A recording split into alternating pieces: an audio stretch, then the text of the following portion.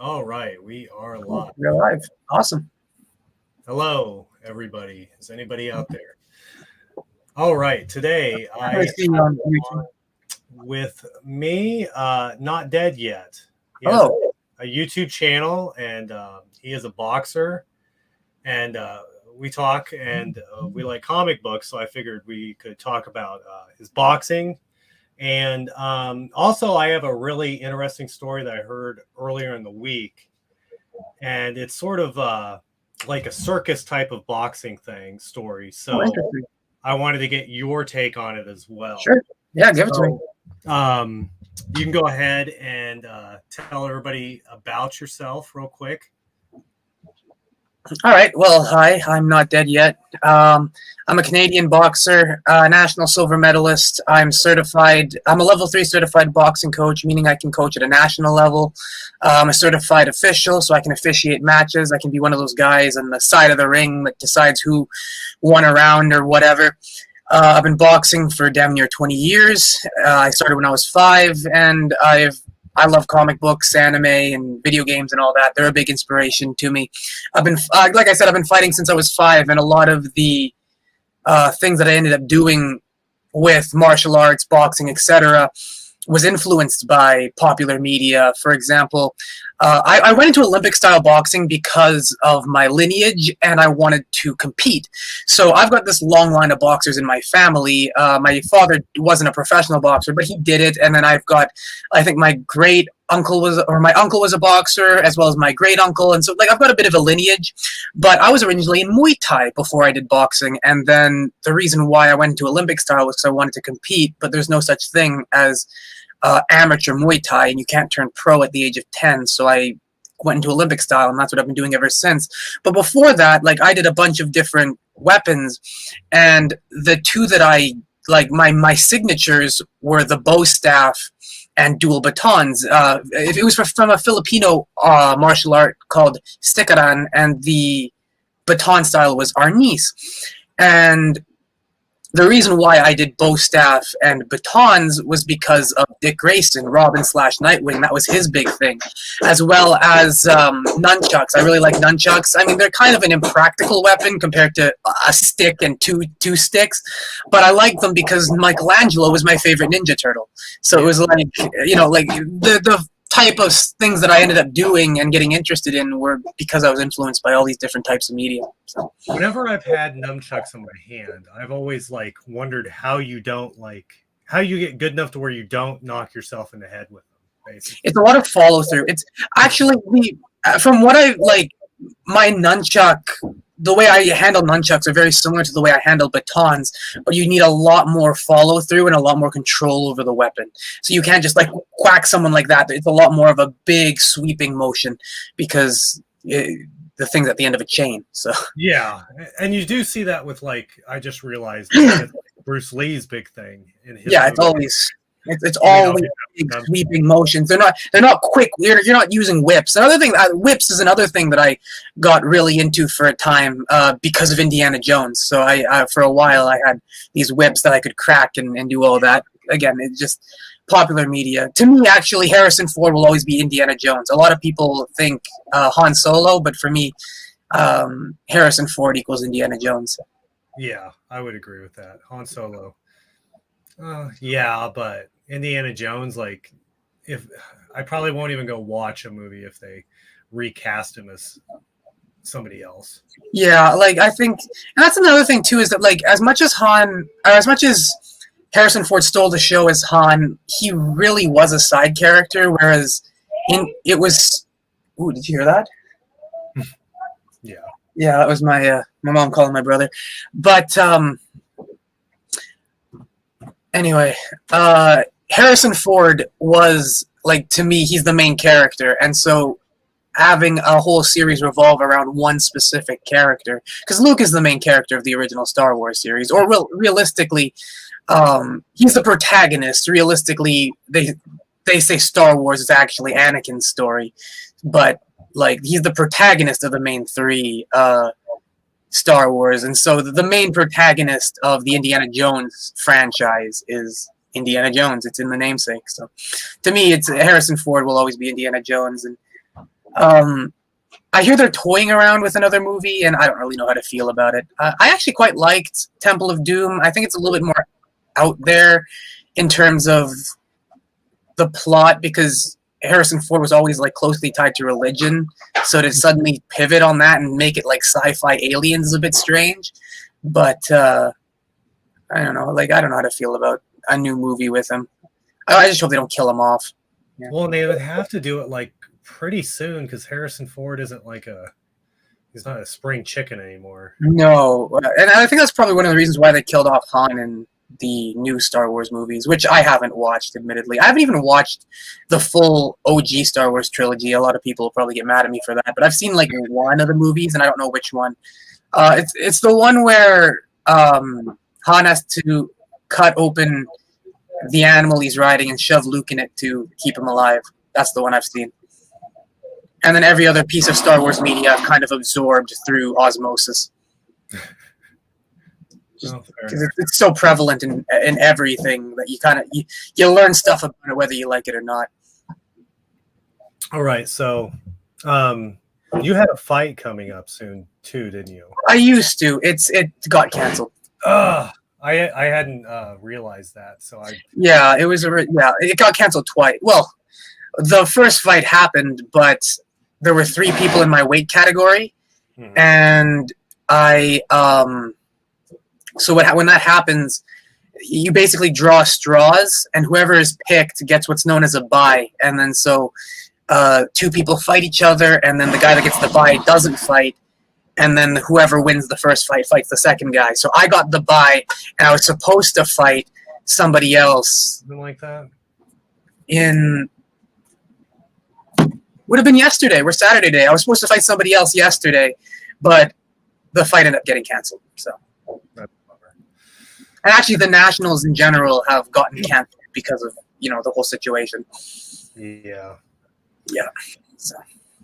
Anyways, let's go on to something funner then. I mean, it is. It'll be interesting to see, because I hear in my country anyway, we're starting to realize that, like, I heard, at least my mom told me this morning, that they're saying that we just have to learn to live with it. It's not going anywhere. So this is basically an ultimatum. There's Josh texting me. And it's basically an ultimatum that we're either dropping everything, like we're going to realize, like we're dropping the mandates, or we're going into a 5th wave, depending on how bad cases rise by the end of February, apparently. I don't know if that's what I heard. And again, it just seems like we'll see what happens and hope for the best, I suppose. Yeah, and I mean,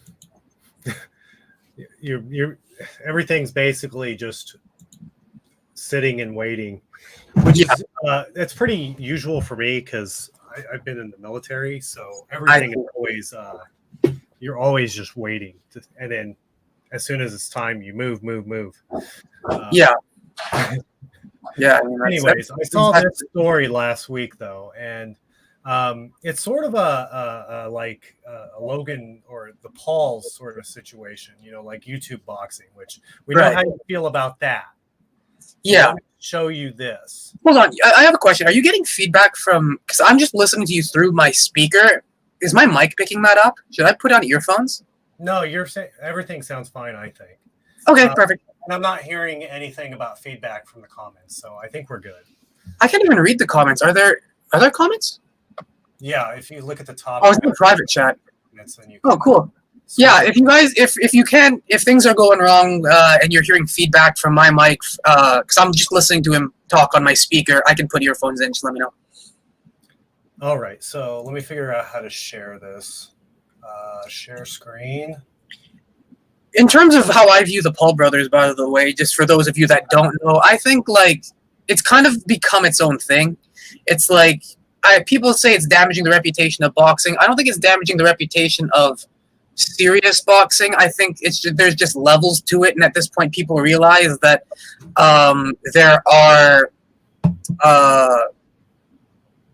there's just levels to it, and that the YouTube boxers aren't on the same level as professional boxer or even amateur boxer. I think there's like it's just a whole separate thing. There's amateurs, there's pros, and then there's YouTube boxing. I think Greg Doucette actually left a comment in one of in a post I made on Instagram where was it Sports Illustrated? I think it was Sports Illustrated said that Jake Paul was their nominated boxer of the year or something. And Greg Doucette said that'd be like saying that The Rock should be praised for his contribution to Olympic-style wrestling. It's something completely different. And that's basically how I view it. It's, because even like I'm not going to say the YouTube boxing matches or the Paul matches are fixed, but I definitely understand why people may think that. I don't know for sure, but it's definitely more if you can't impress them with your intelligence, baffle them with your bullshit type of spectacle. Yeah, the only thing we know for sure is that Mayweather fight, he kind of held him up. Yeah. That's because Mayweather wants to put on a show. And Mayweather said it from the beginning. Like, he's not going to knock Paul out. He said it, like, right before the fight. He's like, I've retired from boxing, but I haven't retired from making money.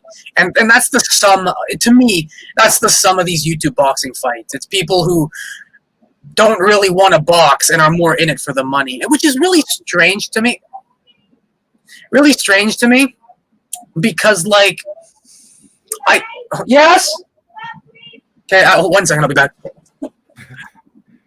Yeah? Anyways, for the people that are watching, the next topic is going to be over a fight that almost happened 50 years ago or so.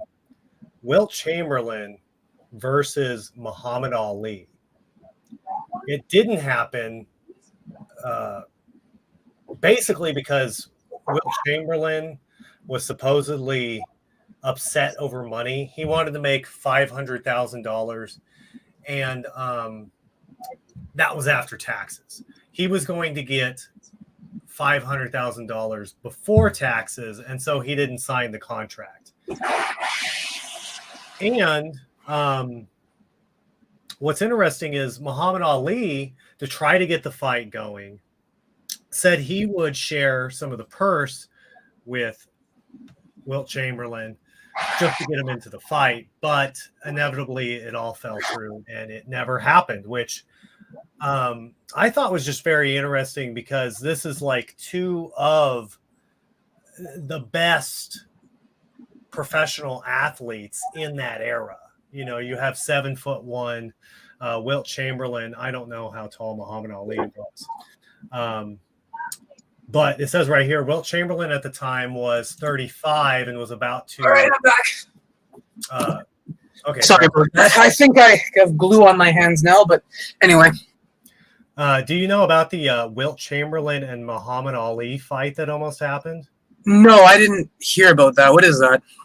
So do you know who Wilt Chamberlain is? No. Okay, he's a professional basketball player. He has the most records in NBA history. He's a center that's 7'1". Okay. Probably about as strong as Shaq, yet wasn't like fat. Right. Okay. Super strong. And 50 years ago, he challenged Muhammad Ali to a boxing match. And it fell through essentially because of money. But basically, Wilt Chamberlain was in his final year of the NBA at 35. Muhammad Ali was 29 years old.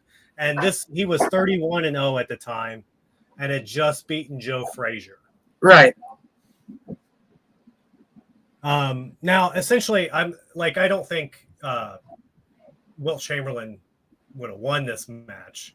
No. It had happened, but where's a picture? I just saw a picture of him that was really good, though. It's just really interesting to see. Here it is. So, just how much taller, yeah. Now, I think, obviously Muhammad Ali would have had a strategy. Yeah. Well, the interesting thing about that is how Ali would have had to completely change up his game plan from how he usually fights. Mm-hmm. Because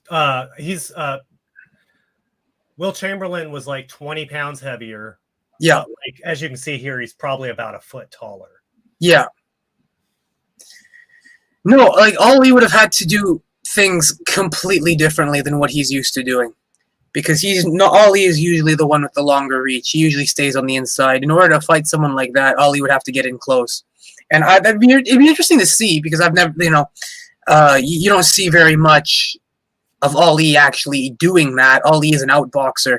So it'd be really interesting to see him try an infight with somebody. But again, that would be assuming Chamberlain has any type of skill or even has any chin, right? He was very, very quick and very, very strong, but that doesn't mean he knows how to fight at all. Yeah, exactly. Well, even something as simple as that doesn't mean he knows how to take a punch. Like people, people can go down really easily. Like if he doesn't know what he's doing or how to properly land a shot, he'll go down after 1 or 2 hits. Like that's one thing you got to get used to as well is just knowing what it's like to get hit. Inevitably, this fight fell through because Wilt Chamberlain wanted to make $500,000 after taxes, but it inevitably was going to be before taxes. Muhammad Ali was willing to share the purse with him, but at that point, it fell through or whatever. What was funny was while I was reading this article, I guess in a later interview, Wilt Chamberlain was talking to his dad and was telling him that he was going to go do this fight. And he said in the interview that his dad told him he should probably just practice free throws. And he goes, "Oh, you're probably right." Yeah, I mean, look at what happened with Nate Robinson. And Jake Paul was nowhere near as skilled as Muhammad Ali. Yeah, Muhammad Ali's one of the greatest. And yeah. While, Wilt Chamberlain, he's one of the greatest athletes of that generation. Yeah, but it's, it's everybody's tough till they get punched in the face. And we've seen giant matchups like that before, more specifically in the heavyweight division. Like having someone be 20 pounds heavier isn't necessarily a crazy thing in the heavyweight division. Mm-hmm. I mean, look at Wilder and Fury, or even Usyk. Like Usyk coming up to heavyweights, right? And those are people that fight. That Wilt Chamberlain or. Well, yeah, just a basketball player. Yeah, he's a basketball player. So, what's he gonna do, right? Now, this was the era where they did get physical, but not like today. Yeah, and I mean, but we've seen fights like this before. Like, look at early UFC; it was very freak show fights. It was very basically almost celebrities. It was like a Street Fighter game almost. Yeah. Or Tekken, I guess would probably be more appropriate. It's like a big Tekken match. Oh, and I looked up that the Punisher, and it was Mike Zeck. That's my favorite Punisher design. The kind of really, he's very blocky. He looks very tough. Yeah, I got the hardcover signed by him. Oh, cool. Anyways, yeah. So we covered the boxing topic, and now essentially it's Frank Miller. We're going to talk some Frank Miller. Maybe The Dark Knight Returns. He's really interesting. Like you and I said before the stream turned on, I think one of the most interesting things about Miller is his art can either be really, really good or really, really bad. I haven't really seen a ton of in between. It's either that's pretty good, that's good art, and it's just or that's horrendous. That's terrible. What is that? Again, I will never get over All-Star Batman and Robin's gorilla arms. Why do his arms look like that? And which is weird because he's somebody who he clearly knows how to use exaggerated proportions to great effect. So it's what the hell happened there? Mm-hmm. Yeah. I was reading a book with him and Will Eisner, and essentially Will Eisner basically explained expressionism and then explained that that's what Frank Miller is. And um, expressionism is like trying to get the emotion of the art instead of like looking like it's supposed to. Yeah, and sometimes that works really well. Like Gorilla Arm Robin and stuff like that. That's kind of like what he is. He's not like a bad artist, but he's just really peculiar in how he tries to express himself. Yeah, and like sometimes it makes sense, and other times it really doesn't. Like, what are you trying to say with that Robin design? Like, and then this is like, because I think it works really well for the Dark Knight Returns.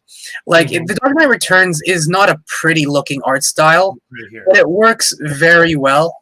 Oh, that stupid green screen is. Yeah, like it looks like that's beautiful, and I also think very much that like his more ugly kind of sketch-esque look to some of his work works very well for the Dark Knight Returns because it is more of a kind of rough and gritty and fallen apart and not too polished world that the story takes place in. So like the art almost reflects the tone of the world, but like this one has like these 2 pages have like here's the camera.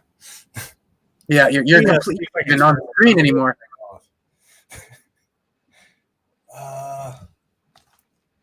So like, oh, there we go. There we go. That's good. So you can see like every page has like, or this page has like 24 panels on it. Like, you wouldn't see that in a comic book nowadays. Yeah, and it's like, and that works too because you can tell even just from looking at that some of that is on a TV screen, just by the way the panels are framed, and so it like framing devices work really well. And again, I just think that's I looked. That's obviously the black and white version, but I was looking at the colored in version.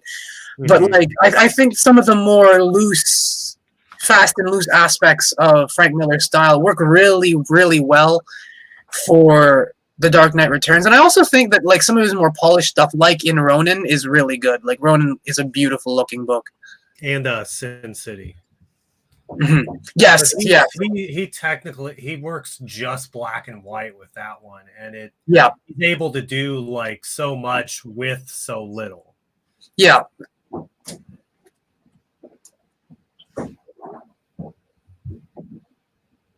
You good? Oh, somebody was asking. I enjoy your videos. Always great insights. Well, thank you. That's really cool. Is YouTube being stupid again? YouTube's always being stupid, so I don't know. Yeah, it's why do I never get notifications when you start a live stream? I don't know. I'm sorry. That's really cool. You can bring up comments. Yeah, I just have to click on it. That's really cool. Yeah. So, here's a perfect example too. Like you have Superman and Batman fighting. But like the most grotesque looking like figures fighting of Superman and Batman, because usually you would think, these guys look like 2 300-pound bodybuilders fighting. Yeah. There's also there's also some really cool symbolism in that panel if you bring it back up. Oh, I closed the book, so I don't shoot. I really like the animated movie they did with The Dark Knight Returns. I think they were able to mimic. I would watch it, but I haven't. Or that one is good. That one's really good. It's another thing too is that like Batman among all people just towers over everybody. But there's some really good symbolism in the other page there with Superman coming down, having him being completely blacked out with nothing but the cape. It shows the fact that Superman isn't an individual anymore. He's a symbol. And that's kind of Batman's whole criticism is you're not a person anymore. You're a tool for the government, and that you're a symbol for them to use and to wield against people. He's not going. Batman's fully in the light. Superman's in the dark because that symbolizes their conflict. Batman's in the right. He's fighting for the individual, whereas Superman's a symbol fighting for the government, and that's their conflict summed up right there. It's somebody. It's a man standing in the light, facing down a symbol. And if I remember right, this comic has no, this one isn't the one that has Richard Nixon. This one actually has Ronald Reagan. Yeah, but he's basically taking the heat because of all the bad stuff that happened in the 80s, basically. And they hammer home that symbolism too, and they have that panel of like Superman with like the open chest with a I think the hawk or an eagle that lands on his arm. Like they have they really hammer that home, which again, like I think because I'm not against political messaging and themes in like fiction. I think it's great if you want to do it, but there are ways to do it subtly, and there are ways to do it obviously, but good. And I think that like portraying Superman like that only just feeds into his theme in that book, because it's again he's meant to. Superman isn't entirely a character until like the last little bit of the book. Superman's a lot more of a symbol up until the very end, where he realizes that Batman's still alive and says nothing. Mm-hmm. That's like the moment of character, and in a sense, it's symbolic of Batman's victory, because he was able to defeat the symbol, and the individual behind the symbol. He helped kind of the individual behind the symbol break free of that and make his own decisions without being mandated by the government. Because that was Batman's big issue with Superman throughout the entire book, was that Superman was he was a crony. It was nothing but a tool for the government, a crony. I think I remember the conversation where it's like he's like, they're mad because I can do what they can't. Like, I answer to no one. Who do you answer to? Or there's a conversation between them like that. There's so many stories too where they do that with Batman. Batman's always the guy that works undercover, works for himself. And Superman's always the guy that works for the government. Yeah, which I think it'd be really interesting to see that dynamic flipped, because you can definitely see both of them doing something different with Imagine if they did a Batman where he's essentially like the oppressor as a big capitalist. Like I don't think they've done that story, but yeah, and it's like, well, they've done. I mean, I remember they did a bit of a take on that in the Justice League Ultimate animated series. I don't know if you've seen it, but there's an episode where like the Justice League goes to an alternate universe, and Batman and the Justice League are kind of ruling with an iron fist, and Batman kind of have a conversation where they see someone like get locked up for, I think, like minor theft or jaywalking or something, and the Batman of that universe is like, if you don't enforce the little rules, then how can you expect people to obey the big ones, or something like that? And then they show that Batman's hypocrisy, because in the episode, Batman, like the one from the main continuity, stops at a red light, and so alternate universe Batman goes, "Why are you stopping?" And then so the main one goes, "Well, I mean the little rules, right?" And so you kind of see how power corrupts and etc. But I think that could be a really interesting story for mainline DC or some other alternate Elseworld. I like Elseworld stories more than mainline DC or mainline comic stories. You can't really do because when you do regular stories and continuity, the editors don't let you really do anything with the character, so you essentially do the same story over and over again. Exactly, and that's like. So I really like Elseworld stories because they can really shake up the status quo in ways that matter, and that's the fun part about comics. Like one of my favorite Elseworld stories, is what if Peter Parker became the Punisher? Because it's just a really interesting exploration of a character like that. What if he decided to kill, and how would that affect him? Yeah, I just bought the first volume of What Ifs, and it has like the first 20 issues or something like that. And those are always crazy. Stupid. Because what if Bucky Barnes didn't die? He basically becomes the Nick Fury's job, and then like he takes over Captain America's job. Yeah, which is basically what happens in mainstream continuity anyway. After Steve dies. Well, basically, it's so funny because they made the what ifs or whatever, and then essentially after they finished the What If series, they basically farmed all those stories for the main continuity for like the next 20 years. of Marvel. Yeah, like, and some of those what if stories are pretty dumb and pretty out there, but some of them are really fun. Like some of the another one of my favorites, because it's just such a wild ride, is what if Wolverine became king of the vampires? Yeah, I just read that one like a few. I really like that one because it's just so out there and it's a really fun concept because he just he kills Dracula and then takes over New York with this vampire army, kills Doctor Strange, and then so the Punisher goes after him because he's like try to finish it off or whatever. Because he's the only human left, and like all the other superheroes are like locked out of the city, so it's like the Punisher is waging this one-man war against this entire vampire army, and so Doctor Strange's cape, because it's possessed with Strange's like consciousness, goes to help him. It's such a wacky story, but I love it so much because it's so out there and it's honestly really cool and a whole lot of fun. Like it's just it's a lot of fun. Plus, the Punisher is one of my favorite characters in all of Marvel. I think he's drastically, criminally underused, and when they do use him, a lot of people don't know how to use him properly, and so they just resort to crazy guy with guns. And they also just changed his symbol for some reason. Oh yeah, it looks horrible. Like it's so bad. Another thing too that I hate, and this is just a product of comics going on way too long. Is them changing his backstory. He's no longer a Vietnam vet. He's a vet from Afghanistan, and that completely ruins the Punisher. Because the fact that he was a Vietnam vet is key to how he fights. Because Vietnam is a very different war than pretty much anything else that the U.S. has fought in all of history. So one of the reasons why Frank Castle can go into a crack house that's loaded with people that want to kill him with a giant skull on his chest and say, hey, I'm going to kill all you guys, is because of the Vietnam War.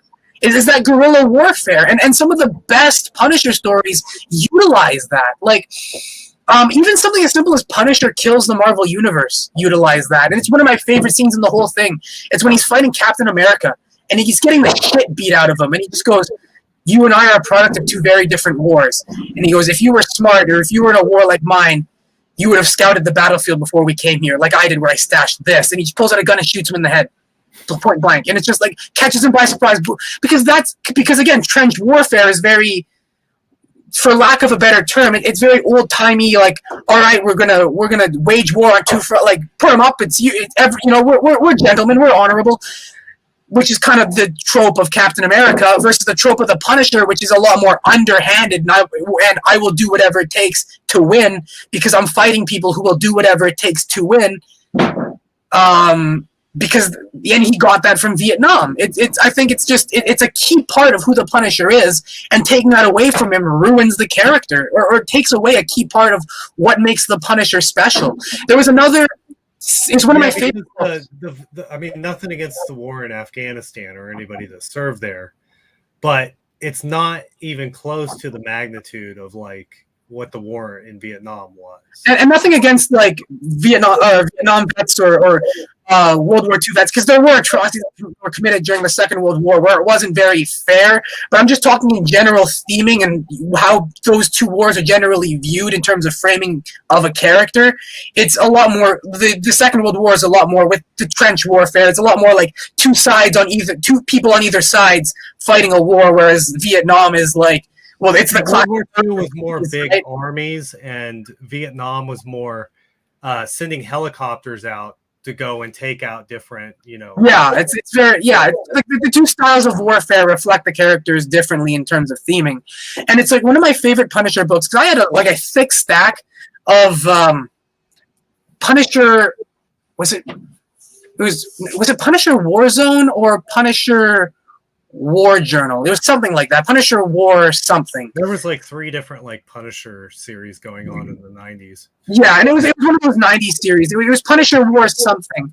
No, it was Punisher War Journal because there's Punisher Armory, which is just Frank Castle talking about his various guns, and that was that his war? No, it was Punisher War Journal, and he goes up against a fellow Vietnam soldier, and you get to see some of the tactics they used. And the one that stuck out to me the most was he took a small he had a small bag of sand with him that he hung from the barrel of his gun as he was wading through tall grass to detect trip mines. And it was just that always stuck out to me as something that's like really cool, and it's something that really only the Punisher would think of because of his experiences in Nam. And he was talking about how all these tactics are things used in Nam. The guy he was going up against, he used bullet mines against him and all these other things. And it's like, I think taking away the brutal and dirty aspect of the Punisher because of the war that he served in greatly takes away from the theming of the character.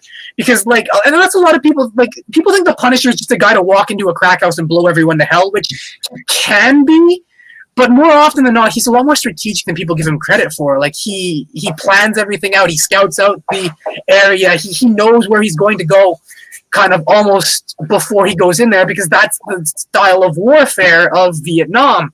And sure, he's often forced to think on his feet because everybody is, but like the key framing device of the Punisher is this tactical war genius who is putting all of that dirty fighting tactics that he learned into going after criminals. It's again with Vietnam versus Afghanistan, I think just in representing that theme, Vietnam is way better in that than anything else. Well, it shows that the people that writing the comics, or at least making editorial decisions like that, don't know or probably even really care that much about that sort of themes or history.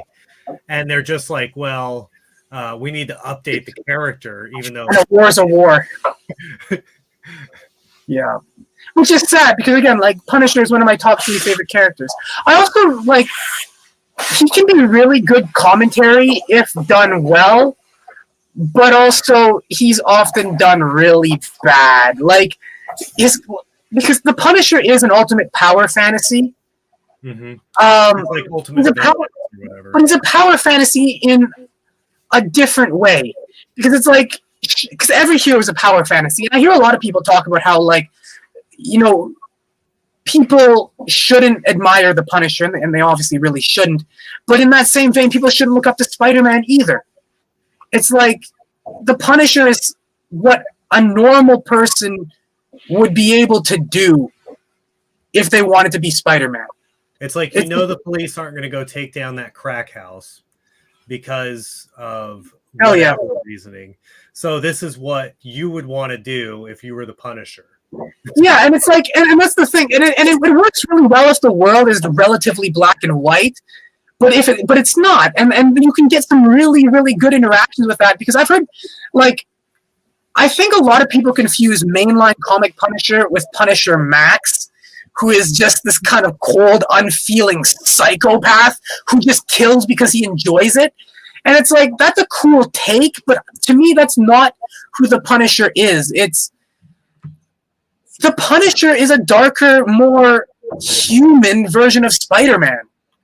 He was in the right place at the right time, or wrong place at the wrong time. He lost something dear to him, and he wants to make sure that never happens again.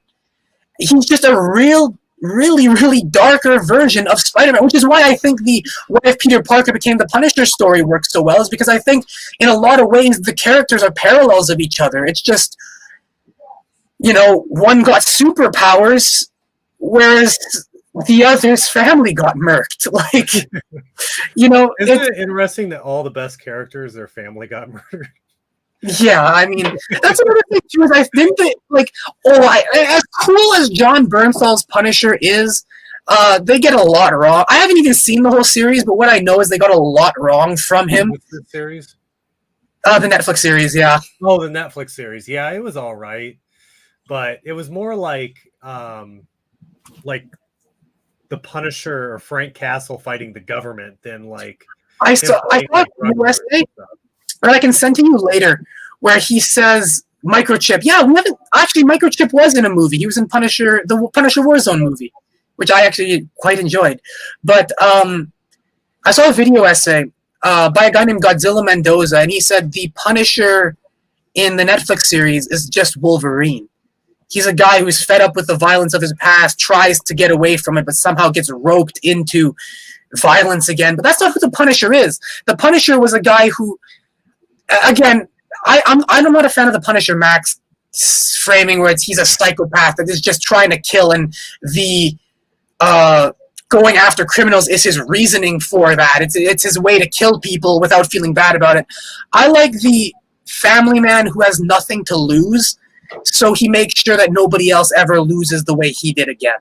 Like, that's the framing I like from the Punisher. He's basically like Batman, except he's willing to kill people. Or Spider-Man.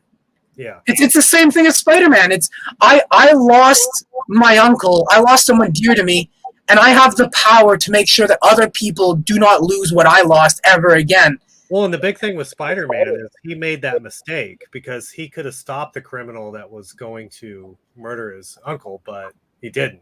And the thing with Castle was it was just a freak accident, which is what I find really interesting because Castle, which is what I don't like about the Netflix Punisher, is Castle goes out of his way to find these people.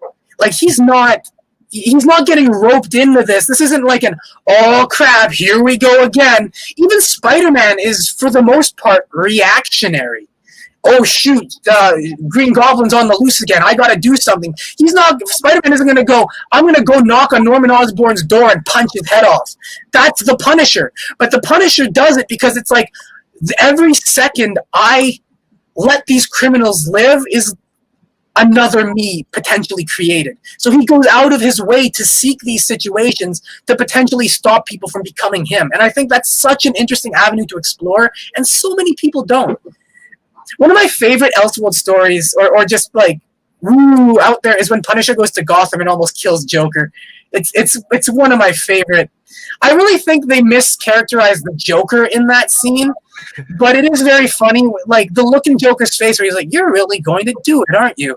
Like, you're not kidding. And the Punisher's like, nope, I am not kidding. I do think it can work well, because in that sense, in that story, the only reason why the Joker's...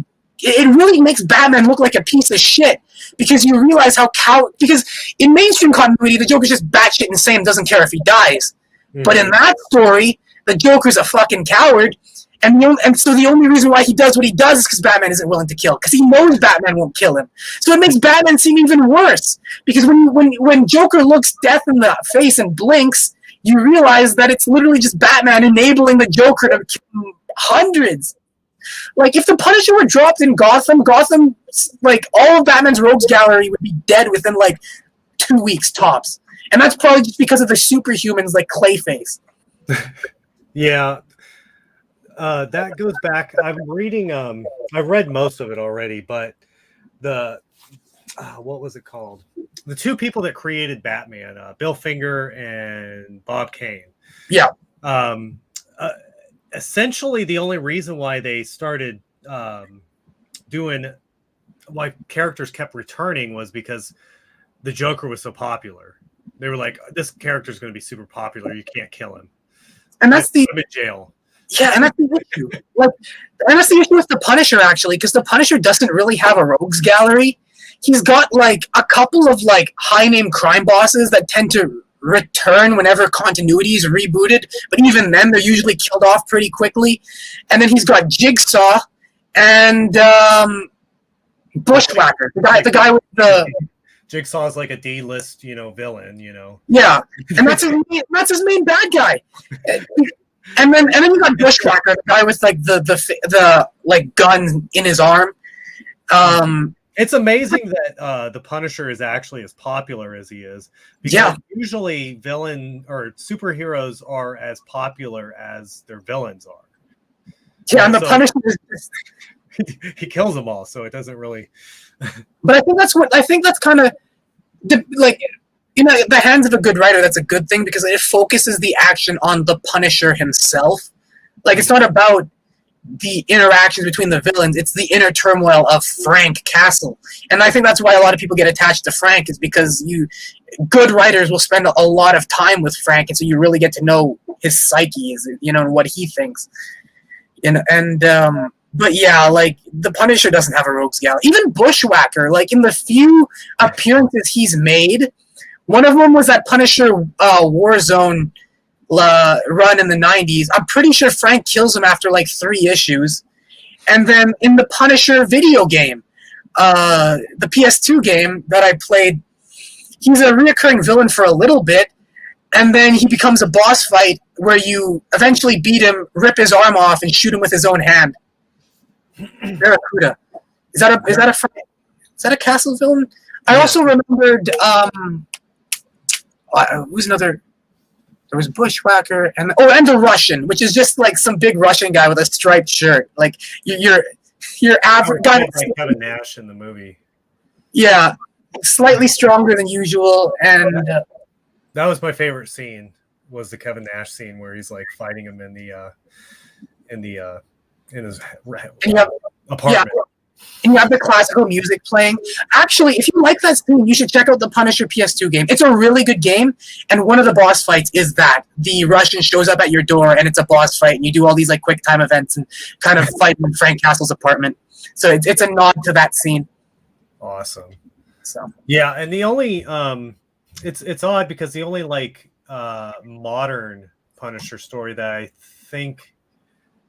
I can think of that's extremely popular now is the Franken-Castle, and that's not even a real like Franken, or that's not a real Punisher story, really. No, I like it because it's just it's a what if story, and it's fun, but it's like that's not. I actually really enjoyed. It was like right after he became human again. It was like what was it called? Oh, I forget. I have the first issue. It's this really like saturated kind of watercolor of the Punisher. It's pure white, and he's got like blood on all over his uniform. Anyway, it's the story about Jigsaw's son and how like Jigsaw's son was helping Frank, and then Jigsaw comes back, and what is that? What is that story called? It's on the tip of my tongue. If I remember it, I'll bring it up. But it's a really interesting thing because they deal with Microchip coming back because, again, like, he died along with Frank. And the Sharks movie ate him, but he survived because of his popularity. Look at Punisher vs. Barracuda. Interesting. I'll look it up. Which, I'll see if I can find the story. I'm trying to remember it. It became a fairly popular story. The promo picture of Punisher versus Barracuda like 1,000 times, but I've never actually read the comic. Yeah, it was. I found it to be a really interesting story.